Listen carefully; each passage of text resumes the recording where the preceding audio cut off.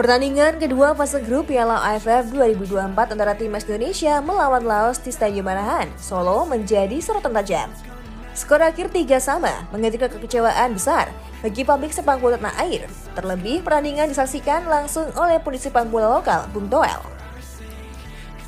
Sosok yang kerap melontarkan kritik terhadap keberadaan pemain keturunan di Timnas Indonesia ini menjadi saksi bagaimana performa skuad Garuda tak mampu meraih kemenangan atas Laos yang selama ini dianggap sebagai tim lemah di Asia Tenggara. Tanpa adanya pemain keturunan yang membela Timnas Indonesia, jelas tim Garuda belum mampu untuk bersaing di tingkat tinggi. Di Piala AFF kali ini, pelatih Sintayong juga sedang mewanti-wanti agar tak berekspektasi tinggi karena skuad Timnas Indonesia banyak yang belum mendapatkan caps internasional. Selain itu, chemistry dari para pemain juga nampaknya belum berjalan dengan baik di pertandingan kedua kali ini. Hal ini pun nampaknya membuat para supporter Timnas Indonesia sadar akan kemampuan Timnas di Piala AFF edisi kali ini.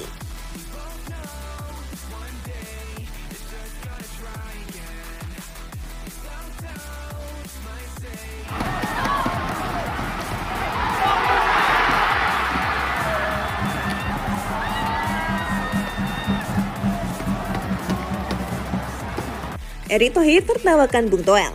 Momen menarik terjadi di tribun VIP Stadion Manahan Solo saat Timnas Indonesia ditahan imbang oleh Laos dalam laga kedua fase grup Piala AFF 2024. Ketua Umum PSSI Erick Thohir tertangkap kamera sedang tertawa sambil berbincang ke polisi sepak bola lokal Bung Toel yang berada tak jauh darinya.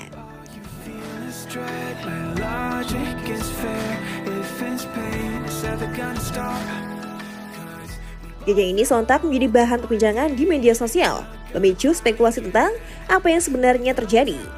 Banyak yang menduga tawa Erick Thohir adalah respon terhadap kualitas permainan Timnas Indonesia yang tak mampu menangkan laga meski diperkuat pemain-pemain lokal yang selama ini digaungkan oleh Bung Toel yang terkenal anti pemain keturunan.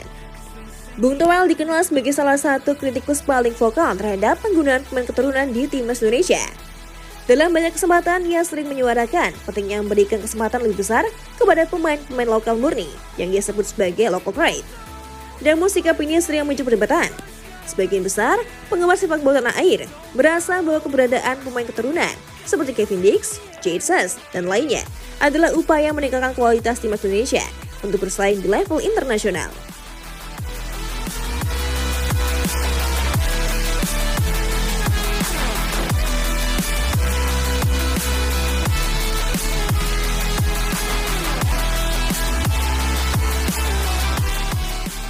Evaluasi untuk skuad Timnas Indonesia.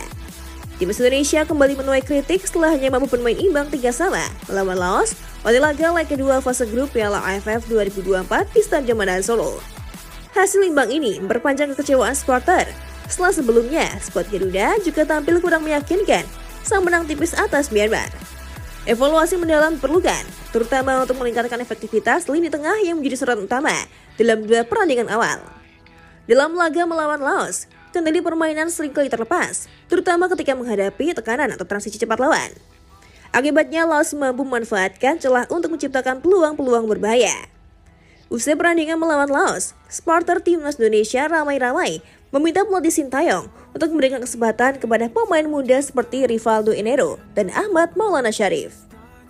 Kedua pemain ini dianggap mampu menghadirkan energi baru dan kreativitas yang dibutuhkan di lini tengah, karena mereka sudah sering menjadi pemain inti di tim mereka dalam kompetisi BRI Liga 1.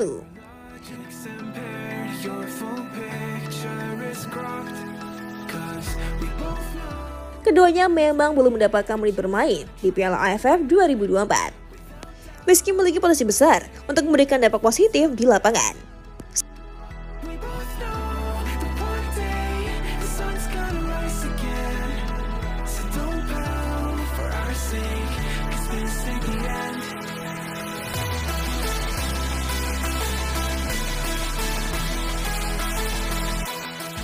Sintayong dan tantangan menerapkan perubahan. Sintayong berada dalam tekanan besar untuk segera membawa timnas Indonesia ke jalur kemenangan.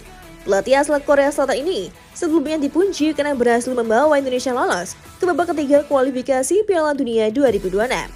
Tetapi performa di Piala AFF sejauh ini jauh dari ekspektasi. Dalam konferensi pers pasca pertandingan, Sintayong mengakui bahwa timnya perlu berbenah. kami bermain baik di beberapa momen, tetapi kehilangan fokus di saat-saat krusial. Saya akan mengevaluasi strategi dan beberapa perubahan di tim untuk pertandingan berikutnya, ujarnya. Supporter tak hanya menginginkan kemenangan, tetapi juga permainan yang atraktif.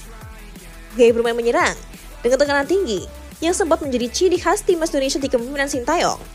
Sebaliknya, permainan timnas Indonesia terlihat lebih mengandalkan keberuntungan seperti melalui lemparan panjang dari pertama arhan.